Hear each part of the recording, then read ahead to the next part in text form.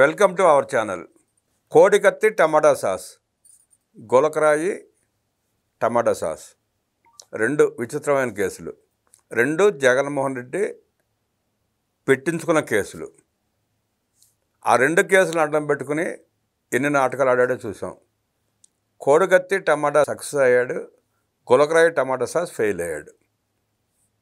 కోడికత్తి టమాటా sauce case NIA కోర్టులో నడుస్తూ ఉంది. దాని మీద అడ్వకేట్ సలీం గారు నిన్న ప్రెస్ మీట్ పెట్టి మాట్లాడుతూ అనేక విషయాలు తెలియజేశారు. ఆ కోడికత్తి టమాటా సాస్ వెనకున్న రహస్యం ఏంటి, ప్రజలు ఏమనుకుంటున్నారు, సలీం గారి మాటల వెనక అర్థం ఏంటి అడిగి తెలుసుకునే ప్రయత్నం చేద్దాం. మనతో పాటు సోషల్ యాక్టివిస్ట్ శ్రీలీల గారు ఉన్నారు. వారిని అడిగి మరిన్ని విశేషాలు తెలుసుకుందాం. నమస్తే. నమస్తే. కోడికత్తి టమాటా సాస్ కేసు ఎన్ఐఏ కోర్టులో సాగదీస్తూ ఉన్నారు. గతంలో 11 సిబిఐ కేసులు, 6 ఈడీ కేసులు. కోడికత్తి టమాటా సాస్ కేసు ఎన్ఐఏ కోర్టులో ఇవన్నీ సాగదీస్తూనే ఉన్నారు. నిన్న సలీం గారు మాట్లాడుతూ అనేక విషయాలు చెప్పారు. దాన్ని మీరు ఎట్లా విశ్లేషిస్తారు, ఎలా చూస్తారు? కోడికత్తి సీను మరి అతను జగన్మోహన్ రెడ్డికి వీరాభిమాని. తన అభిమానుల్ని, తన కార్యకర్తల్ని, తను ఎవరైతే తనతో పాటు మంత్రులుగా ఉన్న వ్యక్తుల్ని జైలు పాలు చేయటమే జగన్మోహన్ రెడ్డి జీవితాశయం. నేను ఒక్కడనే 16 నెలలు జైలు ఉండేస్తే ఎట్లాగా, మరి నాతో పాటు మీరంతా కూడా రాష్ట్రంలో సొమ్ము కళ్ళగొట్టుకుని అందరం పంచుకున్నాం కదా, అందరూ కూడా జైలు జీవితం అనుభవించాల్సిందే అన్నట్లుగా ఉంది ఆయన వైఖరి. మరి ఈ రోజున చూస్తే కోడికత్తి సీను ఇప్పటికి దాదాపుగా 6 ఇయర్స్ వరకు గడిచింది. మరి అతనికి వెళ్ళి ఇతను ఒక్క మాట చెప్పటం కానీ, ఇదిగో నాకు ఎటువంటి ఇబ్బంది లేదు, నేను బాగానే ఉన్నాను, అతను విడుదల చేయమని చెప్పటం కానీ కాకుండా, మరి ఇతనే అతను బయటికి రానియకుండా ఇంకా పిటిషన్లు వేస్తున్నాడు అనేది మనం వింటూ ఉన్నాం. ఇట్లాంటి జగన్మోహన్ రెడ్డి గురించి అతను మరి అభిమానంతో అతని మీద సానుభూతి రావాలని, మరి అదేవిధంగా ఒక 11 పేజీల లెటర్ రాసి దాంట్లో అన్ని విషయాలు పొందుపరిచి, మరి రాష్ట్రంలో ఉన్న ఇబ్బందులేంటి, ప్రజలకు కావలసిన సదుపాయాలేంటి, వాటి గురించి రాశాడు. కాబట్టే జగన్మోహన్ రెడ్డి అతని మీద కక్ష కట్టాడు. రాష్ట్రం గురించి ఆలోచించే వాళ్ళంటే జగన్మోహన్ రెడ్డికి ఇష్టం ఉండదు అనేది ఇక్కడ మనకు అర్థమవుతున్న విషయం. మరి అదేవిధంగా కోడికత్తి సీన్ గురించి ఈ రోజున మాట్లాడుకోవాలంటే, పాపం అతనిది నిరుపేద కుటుంబం. మరి ఎన్నో విధాలుగా ఏదైతే ప్రభుత్వ ఉద్యోగాల కోసం ఎన్నో ప్రయత్నాలు చేసి అక్కడ ఒక జూనియర్ షెఫ్గా పనిచేస్తూ ఉన్న వ్యక్తి, మరి ఆ రోజున జగన్మోహన్ రెడ్డి గారిని అతను 2 వేళ్ల మధ్య కత్తిని పట్టుకొని ఎక్కువ లోతు కూడా దిగకూడదన్న ఏదో దీంతో గుచ్చబోయాడనేది, అసలు అది గుచ్చుకుందో లేదో కూడా తెలియని పరిస్థితి. మరి టమోటా సాస్ పూసుకొని ఈ విధంగా ఇక్కడ ఉన్న ఎవరైతే ఆంధ్రప్రదేశ్లో ఉన్న డాక్టర్ల మీద నాకు నమ్మకం లేదు, మరి అదేవిధంగా పోలీసుల మీద నమ్మకం లేదని హుటాహుటిన ఎంతో దూరం ప్రయాణం చేసి మరి హైదరాబాద్లో అతను ట్రీట్మెంట్ చేయించుకోవటం, ఆ ట్రీట్మెంట్ చేసిన డాక్టర్కి తర్వాత ఎట్లాంటి హోదా కల్పించాడో కూడా అందరికీ తెలిసిన విషయమే. మరి ఇలాంటి జగన్మోహన్ రెడ్డి గారు ప్రజల్ని ఏ విధంగా ఇబ్బంది గురి చేశాడు, అతని కోసం అతని మీద అభిమానంతో వచ్చిన వ్యక్తిని ఏ విధంగా కటకటాలు పాలు చేశాడంటే, నిజంగా ఈ రోజున ఆ కేసు ఎన్ని విధాలుగా అతను లోపలుండి ఇబ్బంది పడుతున్నాడు.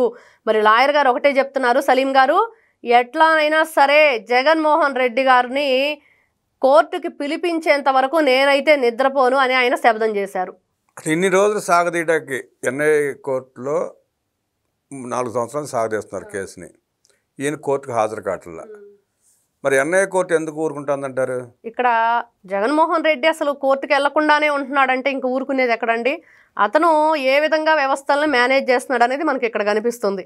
మరి అదేవిధంగా వాళ్ళ బాబాయ్ కేసులో మరి సునీత గారు ఏ విధంగా తిరుగుతున్నారు, మరి ఇవన్నీ చూస్తూ ఉంటే జగన్మోహన్ రెడ్డి ఏ విధంగా ఒక దేన్నైనా సరే తన పీకల దాకా వచ్చిందంటే అతను ఊరుకోడు. మరి దాన్ని మసిబూసి మారేడుకాయ చేయటమే అతని పని. ఈ విధంగా వ్యవస్థలను మేనేజ్ చేసుకుంటూ మరి ఎన్ని డబ్బులైనా ఈ రోజున కొల్లగొట్టి రాష్ట్రాన్ని ఎన్ని డబ్బులు సంపాదించాడు అవన్నీ కూడా ఇతను కేసుల్లో నుంచి ఏదైతే ఇరుక్కోకుండా ఆ కేసుల్లో మరి జైలుకి వెళ్లకుండా మరి బెయిల్ మీద బయట ఉండేటట్లు ఆయన ప్రయత్నం చేయడానికి ఈ డబ్బంతా ఉపయోగిస్తున్నాడని అందరూ చెప్పుకుంటున్న విషయం. మనం గమనిస్తే కోడికత్తి టమాటా సాస్ కేసులో ఉన్న సీను కూడా దళితుడు. నా ఎస్సీ, నా బీసీ, నా ఎస్టీ అంటూ ప్రగల్భాలు పలికే జగన్మోహన్ రెడ్డి ఆ దళిత బిడ్డల్ని ఇబ్బంది పెట్టడం వెనక కారణం ఏంటంటారు? జగన్రెడ్డి పాలనలో కూడా అనేక మంది దళితుల్ని పొట్టన పెట్టుకున్న పరిస్థితి జగన్మోహన్ రెడ్డిది. దీన్ని ఎట్లా చూస్తారు?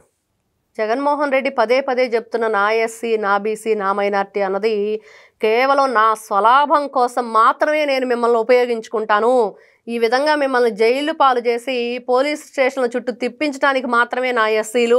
మరి అదేవిధంగా చూసిన తాడేపల్లి ప్యాలెస్ ముందు ఏ విధంగా గుడిసెలన్నీ తీయించేశాడు. మరి ఈ విధంగా ఇబ్బంది గురి చేయడానికే నా బీసీలు. మరి ఇన్ని విధాలుగా వాళ్ళని ప్రలోభాలకు గురి చేసి ఓట్లు వేయటానికే మీరు కానీ మీ దగ్గర ఏదైతే కోట్ల రూపాయలు నేను కొల్లగొట్టడానికి మాత్రం మిమ్మల్ని ఈ విధంగా ఒక పాచికల్లాగా ఉపయోగించుకుంటాను అని చెప్పేసి మనకి ఇక్కడ అర్థమవుతున్న విషయం. మరి గులకరాయి విషయం చూస్తే మరి కోడికత్తి సీను బాణం అయితే అతను వదిలాడు, అది పారింది. కానీ ఇక్కడ ఈ పాచిక ఏదైతే గులకరాయి కేసు మాత్రం బూమరాంగ్ అయింది జగన్మోహన్ రెడ్డికి.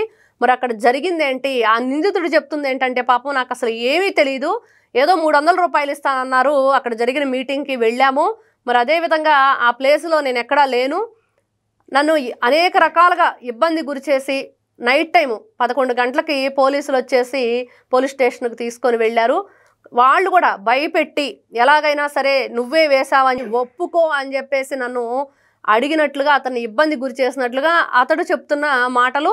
మరి ఆ కేసును కూడా సలీం గారే చూస్తున్నారు. ఈ 2 కేసుల్లో కూడా జగన్మోహన్ రెడ్డి గారిని ఎట్లా అయినా సరే నేను కోర్టుకి రప్పిస్తాను అని ఈ రోజున సలీం గారు అంటున్న మాటలు. కోడికత్తి టమాటా సాస్, గులకరాయి టమాటా సాస్ కేసులో జగన్మోహన్ రెడ్డిని కోర్టుకు రప్పిస్తానంటూ ప్రజలకు చెప్పిన అడ్వకేట్ సలీం గారికి ధన్యవాదాలు తెలియజేస్తూ, అద్భుతంగా విశ్లేషించిన శ్రీలీల గారికి ధన్యవాదాలు తెలియజేస్తూ నమస్కారం.